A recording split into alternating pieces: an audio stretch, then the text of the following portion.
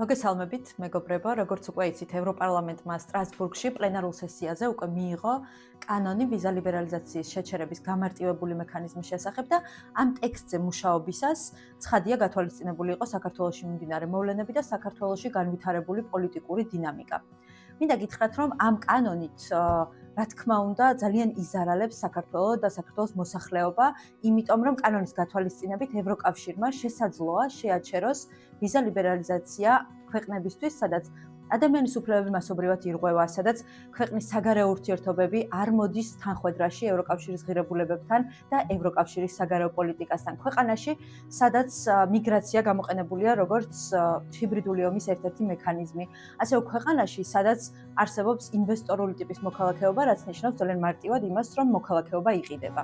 და ჩვენ ძალიან კარგად ვიცით, რომ დღეს საქართველოში მოქალაქეობა იყიდება. მინდა გითხრათ, რომ ძალიან მნიშვნელოვანია იმის გათვალისწინება, რომ ქართული ოცნება ავრცელებს დეზინფორმაციას, თითქოს ევროკავშირში ბიუროკრატია არის და ევროკავშირი ძალიან ნელა იღებს ამ გადაწყვეტილებებს. თუმცა, სწორედ ამ კანონით ევროკავშირს შეუძლია გადაწყვეტილება მიიღოს რამდენიმე კვირაში, ან განსაკუთრებული პროცედურის გათვალისწინებით რამდენიმე დღეში.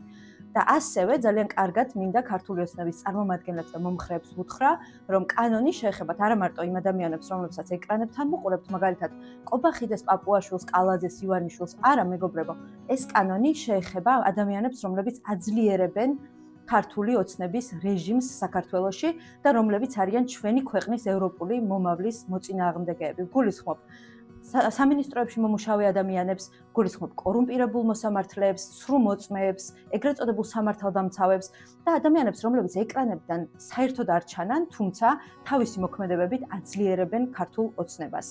მინდა გითხრათ, რომ ტოტალიტარულ რეჟიმთან ბრძოლის რეცეპტი არ არსებობს, თუმცა ერთი ცხადია, რომ ჩვენი ბრძოლა ქვეყნის შიგნით თუ ქვეყნის გარეთ არის მნიშვნელოვანი და არის გადამწყვეტი. იმიტომ რომ ჩვენი მომავალი, ჩვენი ქვეყნის მომავალი და ჩვენი ქვეყნის სახელმწიფოებრიობის მომავალი მხოლოდ და მხოლოდ ჩვენი ქვეყნის და ჩვენი ხალხის ბრძოლის უნარიანობაზე გადის.